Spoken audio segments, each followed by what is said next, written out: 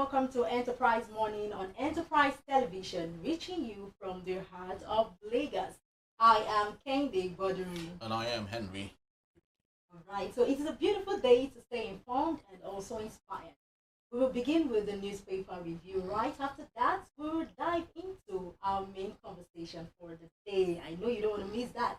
Do not forget to join the conversation, drop your comment, and do well to follow us on all our social media platforms at Enterprise TV 7.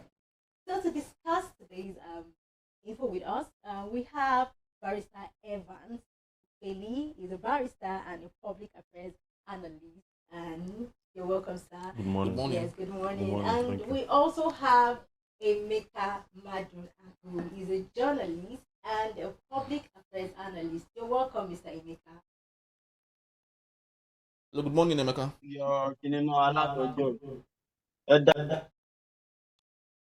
All right, I think I'm having a little bit of yes. So let's kick start today. Interestingly. All right. What Okay, do we we'll have? be looking at the Punch first of all, and on the big story that on the Punch we have FG backtracks as NLC holds ground. Yes. On the top street there we have APC opposition clash over by-election results in 12 states. Okay, still on the top strip, we have shipping crisis delays Dangote's 3,550 CNG truck. All right, we equally have the big one here. Nigeria deports 42 convicted Chinese, a Philippine cyber criminals. Still at the bottom of the strip, Punch newspaper, we have NCPC resumes Israeli pilgrimage with 50% subsidy. And also ICRC issues new PPP guidelines for MDAs. Barrister, I'd love us to kickstart this. It's interesting. I think we should take a look at it. Nigeria deports the 42 convicted Chinese, the Philippine cyber criminals. How is it that when it comes to foreign nationals in Nigeria, we learn to not give them the tough time as opposed to what Nigerians face in their country? Yeah, I was going to say that. I mean, some of these Philippines who are committing all these offenses here, some of them they commit it in the name of Nigerians. So when they say Nigerians are fraudsters all over the world, there are a lot of foreigners here who are using the name here to commit these things, and the world should know about it. And that we're not giving them stiff penalty is, to say the least, most unfortunate. Have those people, have they been tried? Have they been convicted? Have they served their term of imprisonment before they have been deported? Because if you christen them internet fraudster, what it presupposes is that they have been found guilty of the offense. Yeah. Yes. So what happens after that? It's not prison term. Prison term for obtaining by false pretense in Nigeria is 7 years imprisonment, which equals stealing. That is a penalty. They are the same penalty for stealing and all that. Is it that they did plea bargain or they were clear? Maybe the details of that story we need to look at it, because I don't know the rationale under which you are deporting them. Deportation is not the penalty.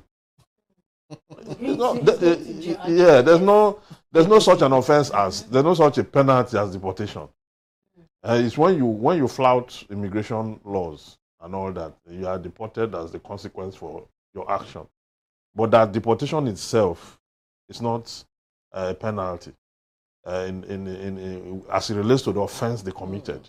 You understand? So because if you commit this kind of offense in China and the Philippines or some of these places like India and all that, the penalties, they're very steep. Sometimes they lock our people up. You don't see them again. You don't get to see them again for life. Yeah. You understand?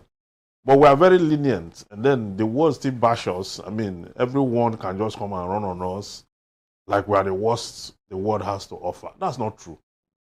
A lot of people are here committing offenses. The Chinese are here bringing fake tires. Some of them are bringing contrabands. Some of them are in actual fraud. And they are doing that. The EFCC have arraigned many of them. You know, when you go to our court, especially the Federal High Court, you see them every day. As they are offloading people in Black Maria, you see them offloading these Chinese people. Really? Yes. In our courts every day. Just take a visit to our court. You see how they are committing offenses there. But if you commit offense over there, there should be reciprocity. You understand? Just not too long ago, America had to change their visa pattern for Nigeria, citing reciprocity. Yes, international balance. The way they treat our people is the way we should be treating their people. Because it's not fair on us that we're just a dumping ground. Everything is thrown at us. With all our exploits are not loud enough across the world. But little offense, even offenses foreign nationals are committing here, we blow it above the heavens and the sky. I think we should do something about our criminal justice system for foreigners. There's not supposed to be any disparity. But I don't know where they are drawing this law from, this inspiration from, this disparity I'm seeing. Because stealing is stealing under our law. It doesn't matter the national of the defendant or the convict. It doesn't matter. What applies to citizens will apply to them. By law, there's no disparity. It's the same offense. All right, very true. For the want of words, we might use leniency, but I don't think that is what it is. Emeka Madunagu, are you there? Emeka, can you hear me? Loud and clear. I can hear you loud and clear. Beautiful. Barrister used the leniency, but we know how it gets in Nigeria, a situation where foreign nationals get involved in the same crime that Nigerians would have been involved and served jail terms, but for foreign nationals, they have a way of going around it. Is there a form of complicity by the authority and equally those involved in these crimes? Yeah, okay, thank you very much. Well, deporting them, well, I think, I don't know the details of the diplomatic agreement between Nigeria and China on exchange of prisoners. I don't know if it is part of the reason why they've been returning prisoners to China and the Philippines. Because I want to just believe that our people will not be careless to the extent of indulging foreign criminals here. You know, I mean, if you remember, not too long ago, you know, these people were caught, you know, training Nigerians in cybercrime and other related offenses. So maybe it's part of a diplomatic arrangement that, okay, when you know, but again, that is not the only crime, you know, that is that you find Chinese nationals getting involved in. You also have issues of, you know, those who are here illegally, who have overstayed their visas.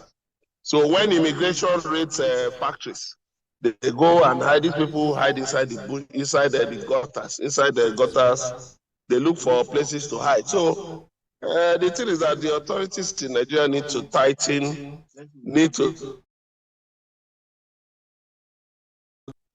to ensure that people do not come into this country and take advantage of any laxity to commit crimes. So I would, okay, let me ask him this question before we this particular story. So, Mr. Emeka, could this affect Nigeria's diplomatic relations with China and Philippines? Did you get that? Sorry, I didn't get the question. Okay, so could this affect Nigeria's diplomatic relations with China and the Philippines? No. Sometimes, you know, in diplomacy, international relations, sometimes it might be desirable to just offload these undesirable elements back to their countries of origin. Because, for instance, our prisons are full, our prisons are congested. And then you might not also want a situation where these people are able to spread their criminal viruses, you know, through the prison system. So you may just find out that it may be more beneficial, if you permit me to use that word, more beneficial to Nigeria to offload them, you know, from this country, send them back to their home countries, you know. At least let's have fewer problems to deal with. So sometimes it might be desirable. That's why I said, okay, it might also be that we have a relationship with those countries, an agreement that part of our bilateral relations is that, it covers the exchange of prisoners. So if we have their nationality in our prison, after they are tried and convicted, then you repatriate them. So they do the same thing to us, So either way, Nigeria will want to do things that will be beneficial to its, domestic situation. Thank you. All right, barrister, just before we leave this particular topic, there's something so important I want to say. Marcel Malanga, the son of Christian Malanga, they both had insurrection against the president of DRC just a couple of months back. Christian Malanga was killed in the course of that. Yeah. His son, Marcel Malanga, was arrested and was convicted. He was still serving jail time when the United States came and had the talk with the DRC, and he was released. He's now free, walking down the streets of Atlanta, the United States of America, where domestic or DRC participants who were part of that particular insurrection are currently serving life. So is this some sort of a gatekeeping by African authorities? Well, that particular case seems to me like a case of how do I put it? Is it robbing Peter to pay Paul now, or robbing Paul to pay Peter? I don't really know how to put it. But people who are joint heirs to a criminal activity of that nature, which was supposed to upturn entire government. Yes. Now you have some of them working freely. You have some of them serving jail time. You understand? So it calls for, you look at it as grave injustice, even if it's just one person, okay? Because the same law we have, the same law we have, even though theirs have to do with life imprisonment, ours has to do with execution, because the offense itself is treason.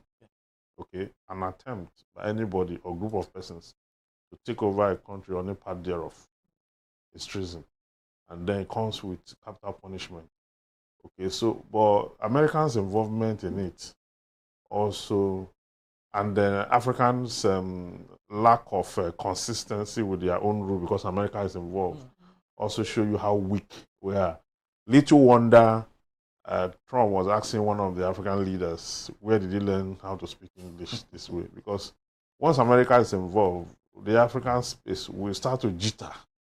We want to please them at all times. Yeah. I mean, sometimes we can even supplant our laws.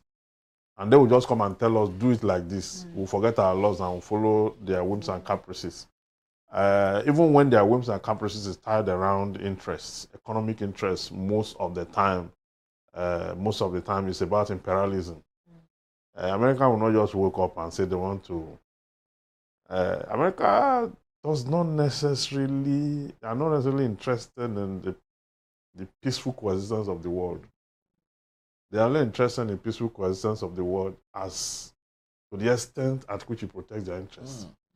Otherwise, they would have been signatory to the Rome Statute, the Rome Statute that created the ICC, International Court of Justice. You know that International Criminal Court. You know America is not a party to it to date. They did not listen.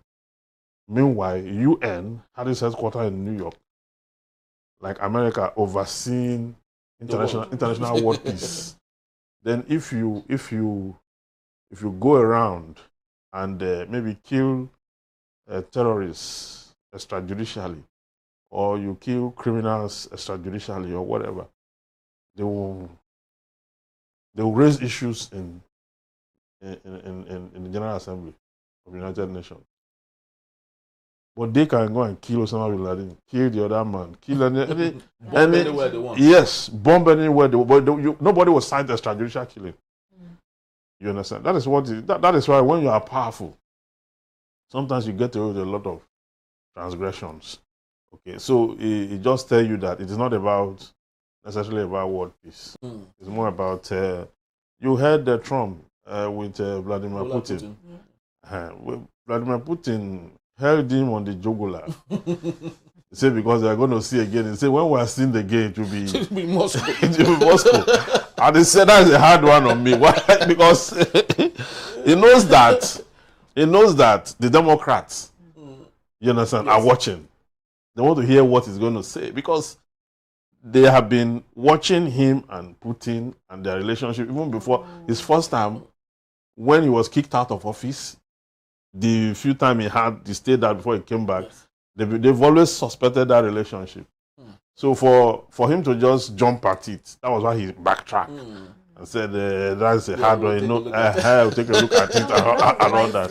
All right, beautiful. So let's go to another story. Emeka, NCPC resumes the Israeli pilgrimage with 50% subsidy. Is that necessary, Emeka? That government should subsidize for pilgrimage for Nigerians? Is it truly necessary, knowing the biting issues that we have in the country? Well, like we've always said, it's very important to separate religion, from politics. This subsidy is just political. Subsidizing pilgrimages is political. Sincerely speaking, if you remove government subsidy from all these pilgrimages, Christian and Muslim, I'm telling you, you can count the number of people who will be going on pilgrimage on your finger. But these are the things, by which the way by which government wastes our money for political patronage. And at the end of the day, it's the economy that suffers. The people suffer. And we don't need it, actually. We don't. It should be scrapped. Thank you. Pastor, what's your take on this, please? They say whenever you mix religion with politics, you get a dirty solution. It's not what people should. You want to go to Israel, you want to go to Saudi Arabia, you should pay from your purse. You understand? Because even if you look at the Holy Read, those who went for pilgrimages in different parts of the world at that time, there was no record that people used government money to go there. The Ethiopian eunuch that went there and brought Christianity to Ethiopia, there's no record that it was sponsored by the government of Ethiopia, however long that happened. So, rationally, pilgrimages does not have economic input in the country where you are. Most of them are civil servants who have access to these privileges. You understand? And when they go, they come back worse than they were before. We've never seen a civil service or civil servant that have been reformed as a result of pilgrimage. If pilgrimage have the capacity to reform the citizens and reform the economy, I will be the first person to argue that we should empty our treasury to send everybody there. Maybe by a magic wand, all of us now get revived. we now get really born again, the true sense of it. And when we come back, we are ready to take on the righteousness that will exalt the nation. But we are not there. People go there and they are still the way they were before they left and all that. So the fact that we have been doing it for a long time and we've not seen the change, we've not seen the improvement, it has not affected anything. It's the reason why it should be scrapped. I mean, if we had doubt before, and now we have done it for a while, I think we have given it the benefit of doubt, whatever that this thing does not have the capacity to even reform, change anything. You understand? So it's not by going to pilgrimage or going but it's by doing the right thing. That money, I think they should use it to send them for training. Maybe some kind of human development training that will help them to be better persons in future. Because visiting biblical sites and the Quranic sites and all that, I have little or nothing to do to the human capital, except that perhaps it increases your faith in the God you serve, but that it does not really step down into people's character. So this thing it's not reflected. It's not a mirror. It doesn't reflect. Yeah, very true. So let's look at another paper here. I'd love us to look at the Guardian newspaper. Okay. So we'll start with the. Should we go with the big story? No, the Guardian. Mm-hmm. The Guardian newspaper. Okay. So over 10 banks, insurance risks forced merger in race for new capital. That's the big story on Guardian. Yes, and also we have Afe Babalola canvasses a better education sector to check insecurity. Okay, we also have EFCC NIS deport 42 cyber criminals, 150 to follow. Wow. That's coming from the last thing we talked about in the last newspaper. Yeah. So about 150 yet to follow the 42 already deported to their country. Yes. Also, we have pensioners deserve a duty of care and prompt a payment. Okay, we have Alausa. We are bringing Nigerians out of school. As we are bringing Nigerians out of school kids back to classroom. Emeka, do you agree with that? That's actually interesting. Dr. Tunji Alausa has been our friend here on Enterprise Television because we do a lot of discussion about him. He is talking about bringing Nigerians out of school kids back to classroom. Do you think whatever measure he has will possibly get the 23 million school children back to school? Emeka, are you there? Okay, sorry, I missed the question. I missed your question. So the question is, with the number of out-of-school children we have, about 23 million of them, Dr. Tunji Alausa, the Minister of Education, is saying that they are bringing them back to school, back to the classroom. Do you think it's ever possible to make that happen? Which children are you bringing back to the classroom? Is it children who are severely malnourished? A lot of these children are severely malnourished. While they were, their mothers were pregnant for them, they didn't get any nutrition. They didn't get adequate nutrition. So which has affected their cognitive and intellectual and mental capabilities. And there are no plans, for them. You are bringing them back. In what way? In what way are you bringing them back? It can't be sincere. It's only for political purposes.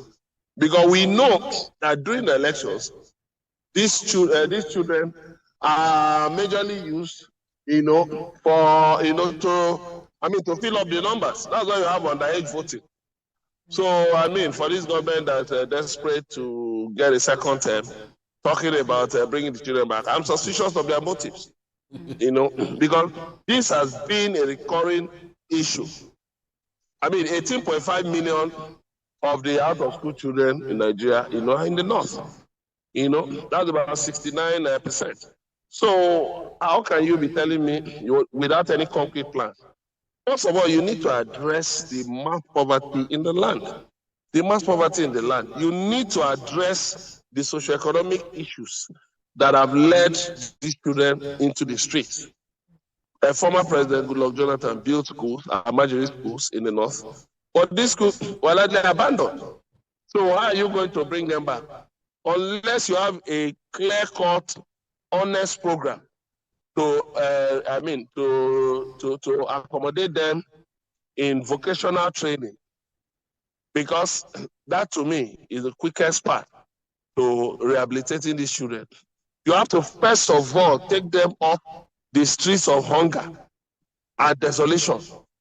You have to first of all take them off. And the existence of the annulment syndrome is also a business, is a cash cow for unscrupulous politicians. It's a cash cow by which, for unscrupulous politicians and religious leaders. So that has to be dealt with. Otherwise, if you take away 18.5 million, they may be increased. They may be increased to, a larger number. And then again, when you look at the phenomenon of out-of-school children, it is not a one-size-fits-all. There are places like in the Southeast where out-of-school children are engaged in, apprenticeship, training programs and all of that, informal training programs. Not necessarily that they are on the streets begging or just idle. So in the Southwest too, you have out-of-street children who are, artisans engaged in one vocation or the other, informal. So when you say you are taking them out, we must, be sure that you actually even understand the dimensions of the problem before trying to resolve it. Thank you. Exactly. For what?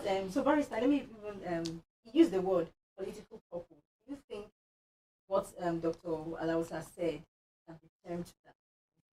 Yeah, what exactly are the strategy he has deployed to get these children back to school?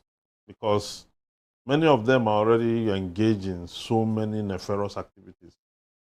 Even INEC collude with those who keep those children out of school to register them as voters. Okay? During the election, you see them all over, underage voters. And in those places where they vote, nobody restrain them, because those who are conducting the elections are in cahoots with those who want to use the number to score political goals and objectives. But they forget that by the time you use them for political purpose and you abandon them, they will now become an albatross to the society in the nearest future. Because the way people you call Boko Haram today, insurgents today, were people who were abandoned 30 years ago. During the, the reign of Babangida, Abdusalami, and Shonikov, those whom were out of school that time are the bandits now. They are the insurgents now. And they were not even up to this number we're talking about. Okay. Now that you have over 20 million of them, or thereabouts, yes, that are out of school now, 30 years from now, we're looking at a very difficult situation. So, but if he should be sincere with this kind of thing, he shouldn't play politics with it. He should be sincere with this. He should be able to, this thing is not too difficult to curtail. All over the north, you have Red Cross. All over the north, you have civil society. A lot of NGOs. Go to Abuja, you see a lot of NGOs idle, doing nothing. As a minister for education, all you need to do is to aggregate the very sincere ones. Aggregate them and give them this assignment. To go and get the children. Okay? Document them. Let's know how many there are. Okay? Then get the federal government, the ministry need not be on the field.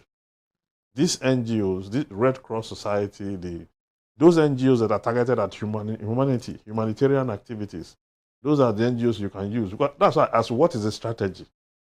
Is he going to use school teachers to go and get them? Some of them are in the forest. Some of them are already part of the insurgents. Some of them are being trained in those camps, you know, and all that. Being trained on how to handle rifle and the rest of that. So we need to bridge that emptiness. Let's use the NGOs, because this is just a solution. Let's use these institutions that already exist, deploy them. They can get as many as possible. We can reduce the number if we cannot get all. Yes, but is it possible to reverse engineer the Almajiri system? Instead of becoming nuisance to the society, they become productive. Yeah, they can become productive, because the way we go about it, by trying to eliminate it, is what will not work. That's what Jonathan did. Jonathan wanted to stop it. Build a school for them, let them get into school, and then stop them from. But you see, you cannot use government policy to cure a culture. This is cultural. Yes. Okay? There are people who, that was how they were raised. Imagine a man who was born and thrown into the street. That's the only thing you understand. The governor of Nasarawa State actually confessed that he was once an Almajiri. Yes. And thrown on the street. Yeah. Atiku is one of them. So when he grows up, if he's not educated in the long run, what he will understand is to give birth and throw to the street too. So you see, it becomes a vicious circle. Okay, but if we can, let them continue if it's a culture. But government should have a way of intercepting the children independent of whatever their parents wish them. Because the children belong to government, really, in the true sense of it. So government should have a standby program, a rescue standby program that will always rescue them from that. And as much as possible, government must also discourage that culture, because it's repugnant to natural justice. That is not a culture that will pass through validity tests or repugnancy tests. It's repugnant. Okay? You don't give birth to children and throw them on. The government should look at it. But the rescue team should be much more vibrant, because we're talking about government contribution to human capacity development. If you have very schooled individuals, half of your population are very schooled. The remaining half are unschooled. Those unschooled ones will never allow anything development. There is no way those who are schooled will be able to thrive in the presence of those that are unschooled. Largely so. You can even see it in Lagos. You see how that you'll be driving on the street. A city or your area boy can just step onto the road because he wants to collect money for it. Will just cause traffic and will be there creating that nuisance. Then you that you are not part of his upbringing, you did not support that he was not taken care of, he didn't go to school, you are trapped in the traffic. So the influence of one man that is uneducated, an uneducated man is a dangerous person because he sees things upside down. He will never be able to see clearly because, you see, education takes away the walls of idiocy and stupidity.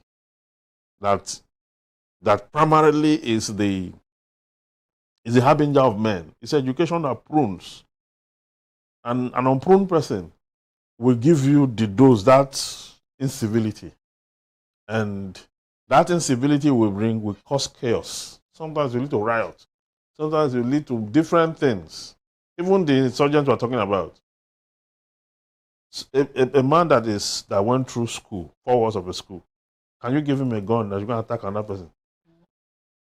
He won't collect it from you because, yes, so you can see how easy it is to breed terrorists when you have an emergency system, that is that people are unschooled and the rest of that. So it's difficult for you to curb this situation when you have the floodgate of that culture open.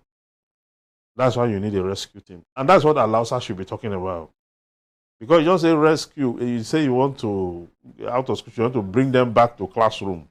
See, it's not straight like that. You have to do a lot of things to be able to bring them back to classroom.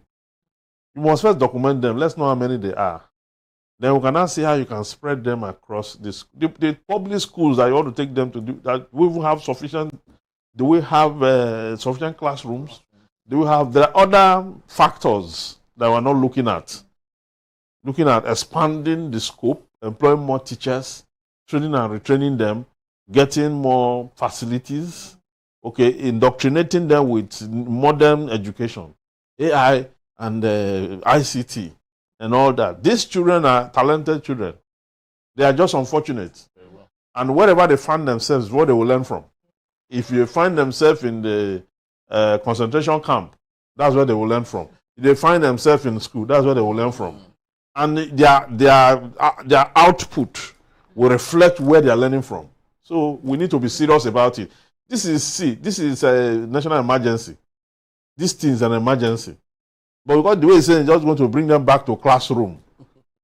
You should look at it proper. We have to do something about it. This is an emergency. Very well. This is an emergency. I just hope that Dr. Tunji Alausa would not bring forward $1 trillion worth of a budget, hopefully for feeding program yet again, as maybe to him the only solution.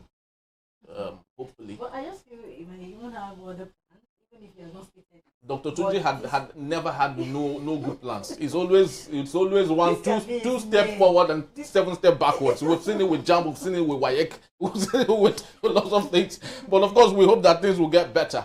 Even the Holy Read in the Quran, would always say that you don't bring forth children that you do not have the capacity to train. So the Al-Majri system, I would love to believe, is not a good one. It needs to be revisited and hopefully can save our children that are currently not in school. Well, that's just about the time we have for this segment, and just to let you know that Barrister and Emeka would be here to take us on our main conversation when we return. Wike consolidates a grip on Rivers politics as Fubara loyalists feed ahead of 2027.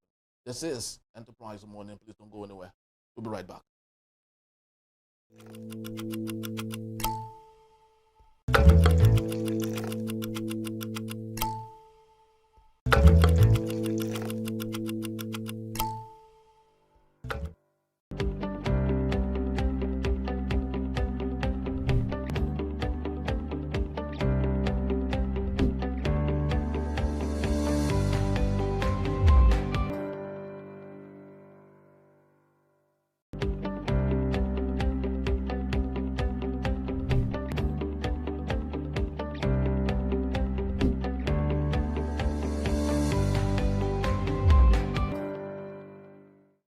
So very much for being back, and if you just joined us, this is still Enterprise Morning, reaching you from Enterprise Television.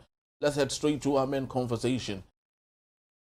River State politics is heating up ahead of the rescheduled local government elections on August 30, 2025. The River State Independent Electoral Commission, now chaired by Dr. Michael Odey, fixed a new date after the annulment of the October 2024 polls. However, the decision has been met with criticism from both the All Progressive Congress APC and the People's Democratic Party PDP, who accused the commission of breaching constitutional procedures. Okay, very well said. The APC is split between the Wike-led factions, which has aligned with the central government, and Fubara loyalists, who are increasingly sidelined or defeated. The PDP is also fractured, with Chief Aaron Chukwuma, a Wike ally, and Honorable Robinson Ewo, loyal to Governor Fubara, both laying some claim to leadership.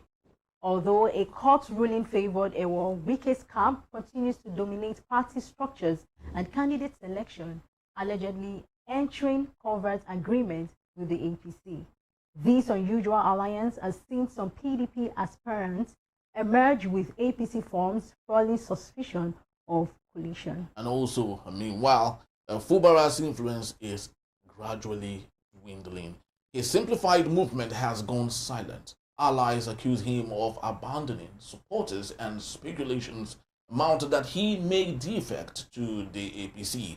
Adding to the controversy, President Tinubu has reportedly issued a federal gazette empowering the state's sole administrator to appoint RSIEC members and oversee the elections.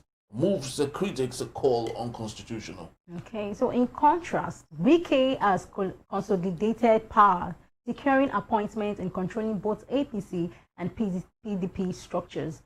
Declaring his intention to deliver Rivers to Tinubu in 2027, he is positioning himself as a state political kingmaker and a vital asset in Tinubu's re-election strategy. Yes, there we have it. And let's have a discussion.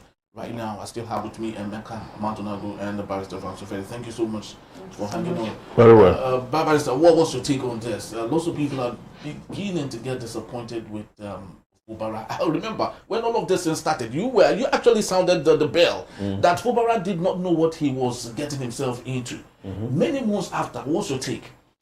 You see, this is a recipe for disaster. This might won't lead to Wike's end politically, because you see, the same court that nullified the October 2024 local government election should get ready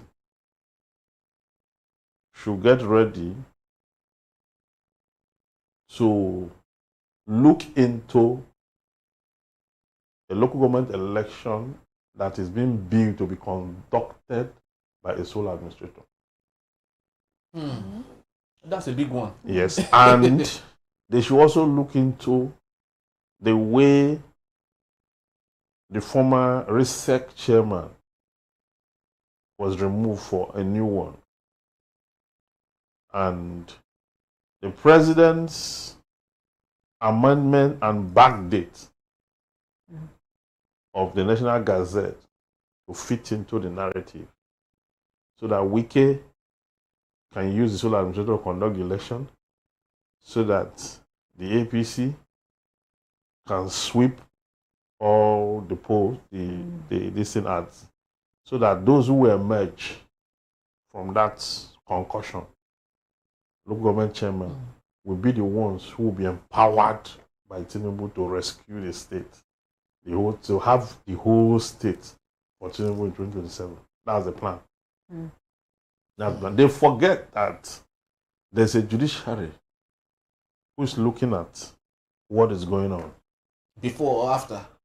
No, what is going on now and what is going to play out after. Because they see the agenda is, if you as a presidential candidate have the local government of all the states in your hand, you have won that election. Yes. It's glaring. You've won now. I mean, the reason Wike wouldn't give up is to is that he does not want Fubara to produce the local government chairman, because when they are loyal to Fubara, it will be difficult for him to step in to get them to the president. And that's what exactly is going on now. Now look at the contradiction we're having now. The 6 months that this sole administrator is supposed to expend, is it not almost over? It's almost, I think it should elapse by September, I guess. Yes. Okay, so why do you want to use him to conduct that election? Why? Anything that make you to use him to conduct that election will be questionable, because it's not a governor. So what has our constitution have to say? What is our constitution saying about having the sole administrator conduct a democratic process? No, hold on, see. Our constitution has already spoken. You are even going too far. Our constitution did not say you should have a sole administrator. There's nothing like sole administrator under our constitution. So what you are saying, you are just trying to say, now that we have illegality already instilled, and the illegality want to conduct election, what does our constitution say about that? That's not the question you should be asking. You should be asking, does our constitution allow a sole administrator? That's the question. That should be the question. You understand? So if he conduct that election goes to no issue. It goes to no issue. Because if the one conducted by a democratically elected governor is nullified, the one that is conducted by a sole administrator, if crocodile eat their own eggs, what would they do with the flesh of frogs? So what it means is that this election, I just want us to allow them to keep going this way. Why don't you just keep quiet? Let him continue with that thing, because those local government chairmen, once they met, they cannot see the light of the day, because litigation will follow after. Well, and no court can sit to affirm that. The person who conducted the election had no mandate of the people, has no local standard to even act as the sole administrator of a state, let alone conduct. See, you can see the concussion. Use a retired military person, take off a democratically elected one, put him there. Now ask him to pretend over democracy. No, because local government election is democracy. Yes. So you need someone who has the mandate of the people to orchestrate the move, not an alien. So it will not work.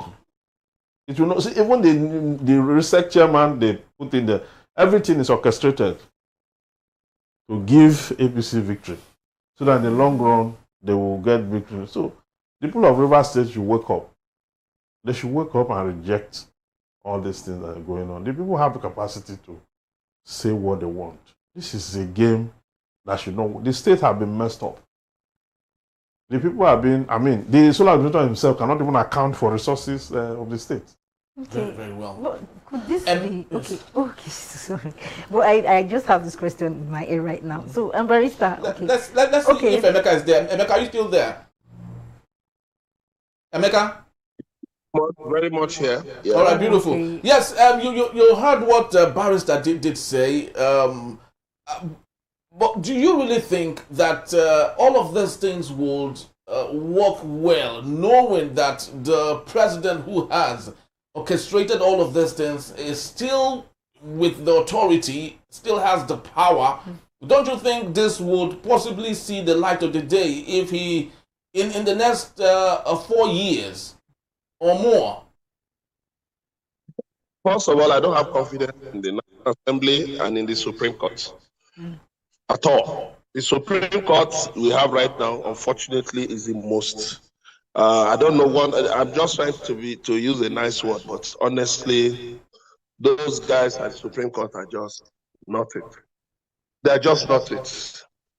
So desperate to please the executive and desecrate their offices. You saw the mess they made of the judgment of the Supreme Court on local government. Has any governor implemented their decision? No governor, because that judgment was just a joke. It was just a standing joke. Then you now come further to this River State case that had nothing to do with the local government. You just overreach yourself. Is it because of the houses that Wike gave these people? What exactly is going on with the judiciary and the apex of the judiciary? What is going on? What is going on exactly? People need to start shouting before these people run this democracy into the rocks. Honestly, that is why for me, the judiciary should have no business with electoral petitions. Because, I mean, the judiciary has not acquitted itself in terms of handling electoral petitions, handling political cases. All we have is just conviction. Look at the River State. What was the crime that Fubara committed by organizing local government elections? The other day, the INEC chairman was saying that State Independent Electoral Commission had been organizing local government elections in breach of the Electoral Act, talking about the time between notice for election and the holding of election. Now, we have a situation whereby President Bola brought in, look, this thing was just a script. They just created the conditions precedent to now say, oh, they were declaring a state of emergency. But the question I want to ask is this. River State people who are behind this, for how long will you continue to bleed your state? For how long? I think this should be about the second time that the sole administrator will be ruling River State. I think the first one was the 80s PIF or so. You know, I think this is the second time. And Fubara himself thought would disown his people, deny his people, and then now run his own vote. But look at, was it yesterday or Saturday, that the administrator was saying that, you know, if funds are available in the next 6 months, they should be able to sort out certain other issues. So what it means is that he's even expecting that the state of emergency will be extended. So you can see him just last week. He set up members of a board. So the thing is this is clear state capture. This has now gone beyond state of emergency. It is not Bola Ahmed Tinubu capture of River State. That is what it is. And honestly, Nigerians must continue to speak up, because he has taken the constitution, aided by the National Assembly, aided by the Supreme Court. He has taken the constitution, shredded it. He has shredded the constitution. And there are Nigerians supporting him. I just shake my head. You even see indigenous of River State who are supporting it. I shake my head. Democracy is actually dead in this country. It's a pity. So nothing is going to come out of it. Barrister was talking about that to be challenged, but I don't have confidence in those chaps at the Supreme Court. I have no confidence in them. They will come now, bring some technicalities, some legal terminology, and frustrate the will of the people. So honestly, we just have to put up political pressure. Maybe public outcry will make them to back down and reinstate Fubara. But also for Wike is finished politically. How? How? It's just a matter of time. Let me tell you, see with this, the way he is being used, is just for the time being. But let me tell you, every treachery has an expiry date. When they are done with him, he's going to be discarded. It's a matter of time. Have you heard him talking? Of course, they told him keep quiet, that he's embarrassing them. What is his own, fighting everybody? That he should keep quiet. So the cap of River State, which they said has they succeeded. Okay, he puts his men in that place. How will he control them? He can't control them. The levers of control are still in the hands of the president, not in the hands of Wike, not in the hands of any other person. They are in the hands of the president. And one thing Wike should realize is this: By the time, after they've used his head now to break coconut for their nefarious purposes in River State, by the time they are done with him, they will make sure that he cannot utter, in fact, that he cannot be of any threat to them. Thank you. Well, Okay. So I need to clear this in my head. So are you saying BK is being used? Okay, let me direct that question to Barrister. Okay. So from what Emeka said, so do you think Wike is being used as a strategic tool or a political tool to change the narrative of this democratic democratic system of why not? purpose, Everybody is being used politically. As long as you are a minister and you have an incumbent president, he will use his minister, he will use everybody and resources within his capacity to politic for the next election. That's what he's doing. And Wike is a veritable tool for that. Wike want to deliver River State to him again. Okay? And so he has a godson that fell out of favor. Okay, apart from the fact that he's working for Tinubu, he also wants to become the kingmaker of River State. As just like his mentor. Tinubu is the kingmaker of Lagos State. Yeah. You understand? That is what he too wants to become. Or that is what he's becoming. If they allow him. So you think he's going to get there? Okay. It's not about whether he's going to get there or not. It's up to the people of River State. It's up to the people of River State. Tinubu was able to do it in Lagos State because there's no democracy in Lagos State. You understand? But for Rivers, for the South, it may not be as easy as that of Lagos. Because even if you look at the pre-colonial administration of the Western Nigeria, they had common front. You understand? They are mostly unifying, democratic. They can agree on anything, and I say let him continue. But for the South, it's not like that. So this may not go down fully well for Wike, because for me, September is supposed to be and it appears like they're going to renew this thing because they need it. No, they need it to weaken the state more. They need to weaken River State more to be able to capture it. They need to weaken it more because what you have now, they are running almost out of time. That's why you see that they want to organize the election quick, so that they can secure loyalists at the local government level. So once you have produced that, all you need to do is to carry money, give them, and the local government, the chairman. In Nigeria, it's vote buying that we do. We don't vote. I know they're not voting. The people are impoverished so that they can sell their mandate. You understand? You see all these freedom fighters that used to hear before election. They sell their vote a day to the election. Most of these freedom fighters are saying, yes. Because politicians will just call them. I was called now in Delta State now. To come and collect money and go and deliver somewhere for somebody. You understand? And the colleague that went now, they gave him a Prado, they gave him money. And he went and delivered what nonsense he said he delivered. You understand?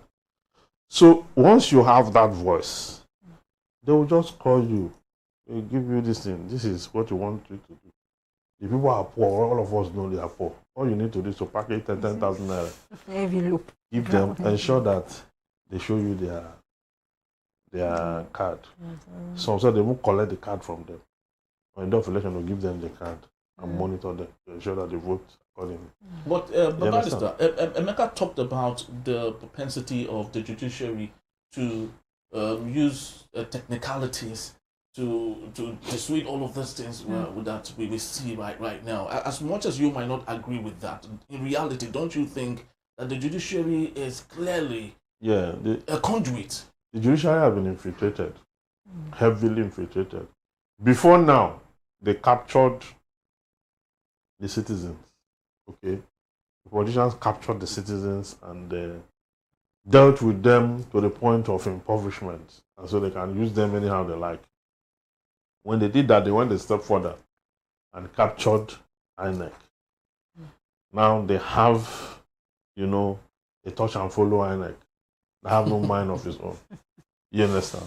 So having done that, as at that time when we were doing analysis, I kept saying it then that these politicians have destroyed everything. They've captured these people. They've captured. It's only the judiciary that is left. I was shouting that time, Nigerians should not, everybody should come out and ensure that you deal with your polling booth. Make sure that, because your polling booth is just a step away from your house. Yes. Go and sanitize that place. Let the election not go to court. Judiciary cannot handle election. You see what the maker is saying is not only the truth, it is a practical truth. And let me also let him know that it is not just that the judiciary have compromised. Ab initio, the judiciary have no capacity. It's not their duty to say who has won election, who have lost. It's not a responsibility. It's because the electoral system have failed. Everybody now forced it on them. Everybody's now saying they're all eyes on the judiciary. What would the judiciary do when the document before them is a byproduct of corruption? The document that you have as the result and the document that I have as an opponent, the result, which we have what tendered, was handwritten. The judiciary should reject the document. It came from my neck. The judiciary don't know how they concocted it. Wow. It is not the business of the judiciary to go and investigate. It is the police. So INEC would have been the filter before. That is it. That's what I'm saying. Why they will not declare P2B? Maybe I don't know. I would not even discuss this here. We should go there someday. You know, RFI brought out a result. Okay. You didn't get that story? I didn't. Oh my God. I was wondering why we didn't discuss it. Really? Yes, RFI brought the true result out that P2B won the election. Not too long ago now. No. 2 weeks back. Yes. Maybe it didn't make... It did, but many traditional media avoided it. Okay. Oh, okay. But Sahara reporters did it. You understand? You know, he's been a loggerhead with Tinubu now. Yes. Yeah. He brought out, he said, you know how they did this thing and got, you see the result that it will be that one. The next week, his son in the house, in the National House of Assembly, talked about the fact that if Obi get the right alignment with the northern candidate, that before 12 noon on the day of election, Obi would have been announced winner. He said it. RFI too said it. And this is what they did. You understand? We did a series on this on Voice of the People. One which is trending. I mean, all over the place now. Now, when you see such kind of contradiction in that circumstance, when Obi was in court, his legal team also cried out that the CTC document that INEC is giving to them, they are not legible. You can't see what is in the documents.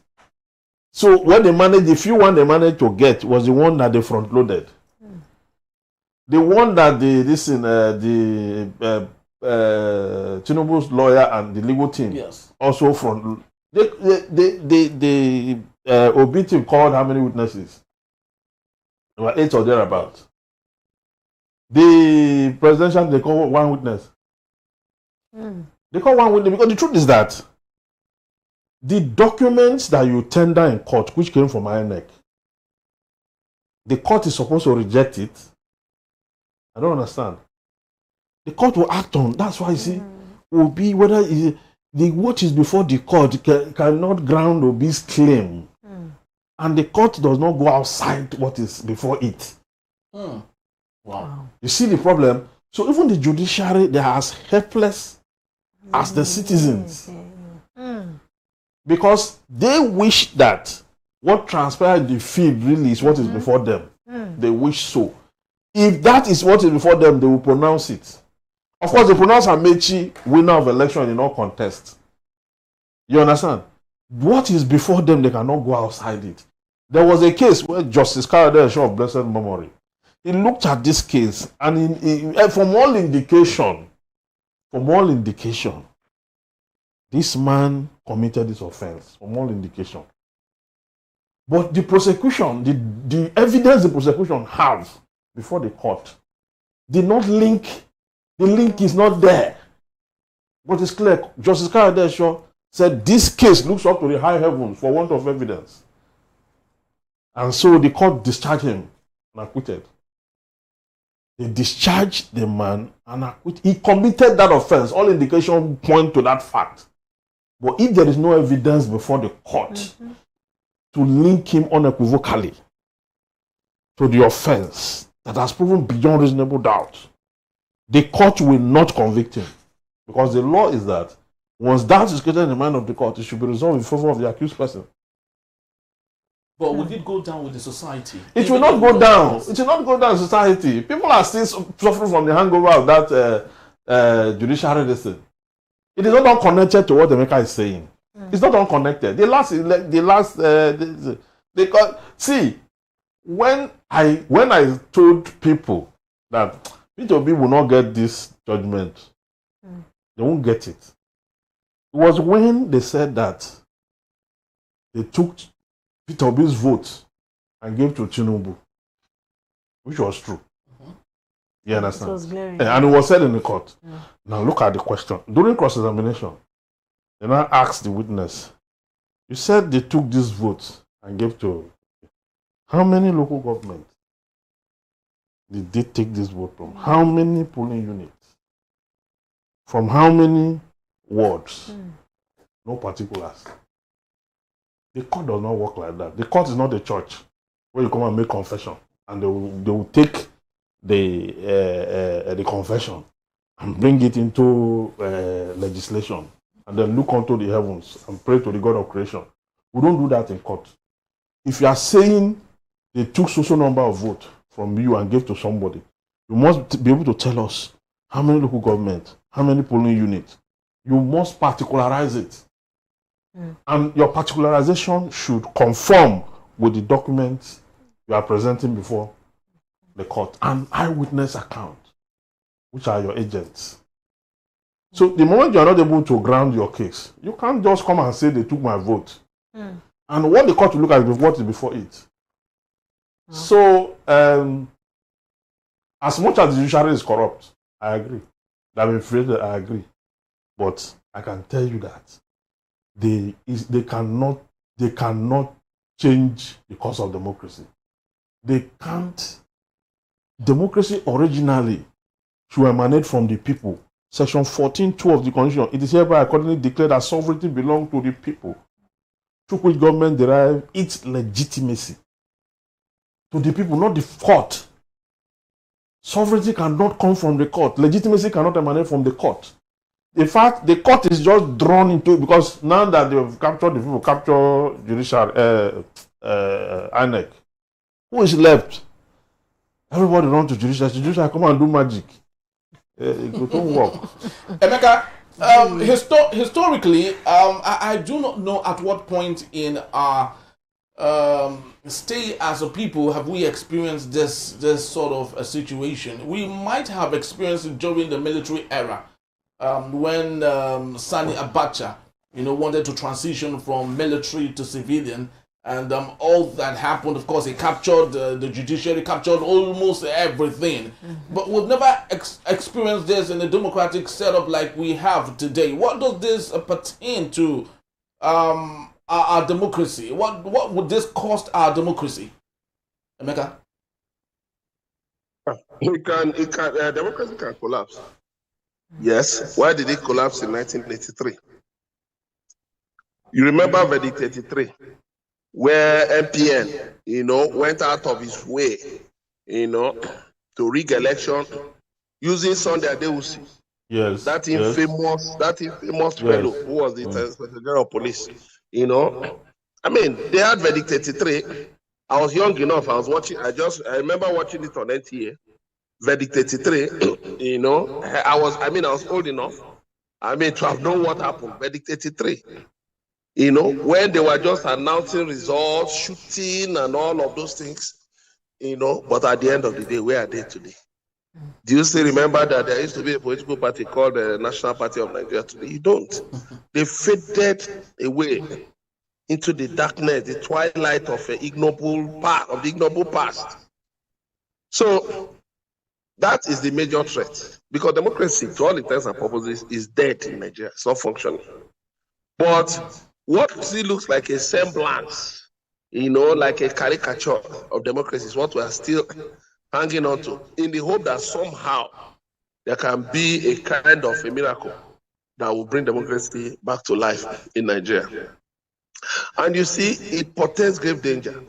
Because if you look around, for those of us who are involved in the pro-democracy struggles, this is a betrayal of all the risks we took. Many of our comrades died. They died in the trenches. They died on the streets. They were killed by the military.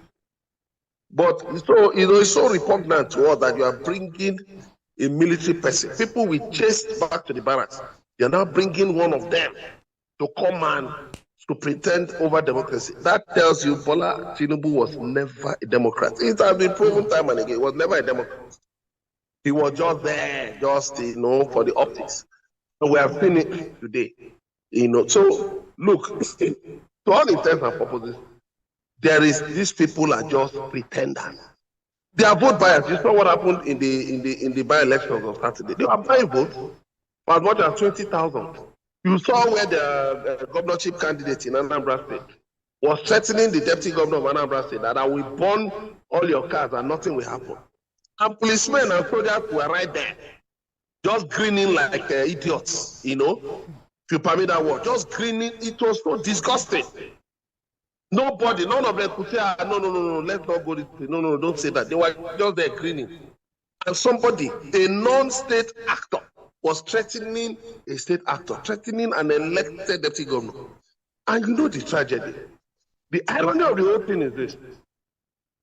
It's the same politicians who are undermining democracy right in front of the soldiers who held democracy hostage. Can you see what is going on? Who held democracy hostage? The same soldiers who had to be pushed back to the barracks. Now, you are bringing back, you are baiting the military to come back to the stage. You are still, it's just like you are feeding a dog with blood. Instead of giving a dog cooked meat, you are giving a dog raw meat. One day, it will also sense that, wait a minute, his owner also has blood. And it will now launch at the owner to eat the owner to pieces. And that is the sad thing that is going on. Nobody is talking about, you can see. Sadly, the complicit Nigerian, the captured Nigerian media is not talking about it. Nobody is talking about it. And the video is everywhere. Nobody is talking about this travesty of democracy. Nobody has invited the Inspector of Police, who is always adept pursuing activists, pursuing bloggers. That somebody made a complaint. He has not done anything. Even though the governor of Anambra State, mentioned it. But of course, do they take Soludo seriously? They don't take him seriously. So they, because he has been so desperate, running up and down, trying to, get Tinubu's favor, to win second term. So that tells you, if that thing could happen, just a small place, that incident, that clash between the governor, the deputy governor, and Nicholas Ukachukwu of APC was just over one polling unit. Now that tells you what is likely to happen on November 8th across Anambra State. And it gives cause for worry. It gives cause for worry. So when you talk about democracy, honestly, I fear for this country. I fear for democracy. Honestly. Because the very things we saw in the past are already, in fact, worse. Worse things are even hanging in the horizon. And I hope these politicians can be sensible enough to hold themselves back, because the signs are ominous. Thank you.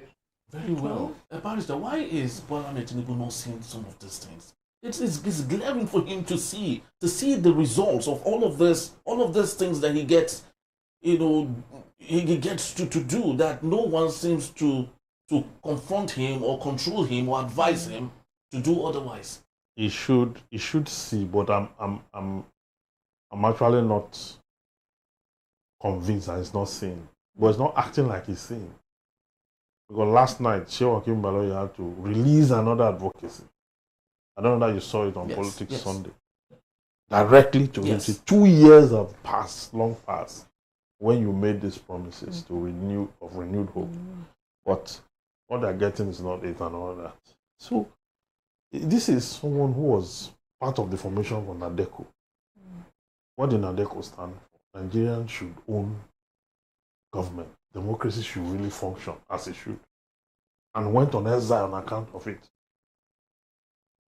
All his life, he has been an activist. The same president we're talking about. Well, so you ask yourself, was he doing all that for the fun of it, or did he really mean what is? Because you look at the way things are going. Not only has he not even performed economically, he's joining forces with enemies of state to destroy democracy. But that is what it means when you declare a state of emergency. But you are actually patronizing the military. You understand? You are reminding us of our past, horrible experience of the past, you know, where people's right to life was not guaranteed. Where if you write in the newspaper, criticize government, the next day you will disappear. That was how I told you about Abacha regime. So it's giving us that same feeling. And this is unfortunate. We really don't understand where it's heading to.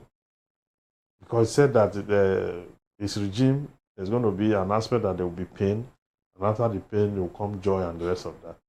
Shewakin Barrow last night said that the pain is 2 years of pain already. How much more pain is needed to change this country? Well, for me, from one side, I think that it's going to be 4 years of pain. That's what I think, because whoever wants to bring joy must lay the blocks and the foundation.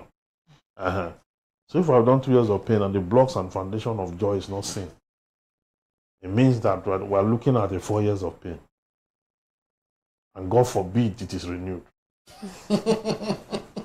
God forbid it is renewed. And just to say that just yesterday he congratulated all the APC candidates that won during the by-elections, and had a very funny way of making the opposition look like they were wasting their time. He would have not even contested. But did you see the details? Did you see the details of that by-election?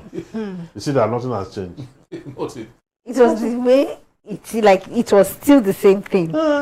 Nothing has changed. I thought that the by-election now we're going to see a semblance of what we are going to see in 2027. But it's unfortunate. I saw the fight over in the news where they were, dragging and all that. This thing is still like this. So which means INEC hasn't learned anything yet. See, it's not just even about INEC. It's much more even about the people and their attitude to survival. You understand? There's no dignity any longer. Very sad, the reality. Sometimes I just wish that this is not happening to Nigeria. When I look at other nations and see how wonderful these nations look, some people blame our population, but we are not the most populated country in the world. India is there at 1.8 billion. China is crossing 2 billion in no distant time. And these people, have a way of settling their problem and making their country a better place, despite the political rift that they might have. But ours is a whole. The other way around. It's a whole. But we just keep hoping. Yeah, we hope that things get better. Thank you so very much, Emeka. We truly do appreciate you for this great conversation we had today. Barrister, thank you as always. My pleasure. Barrister, thank you so much. So that's just about the time we have. We'd love to say thank you to you for making this a date. Please do well to follow us. You can read up on everything we've talked about today when you visit us at enterprisetvnews.com. You may equally like, comment, and follow us on all our social media platforms at Enterprise TV7. I am Henry Igwebike. And I am King, the embodiment. On behalf of the entire team of Enterprise Television, we say thank you once more. God bless Nigeria. We'll see you tomorrow. Bye-bye. Bye.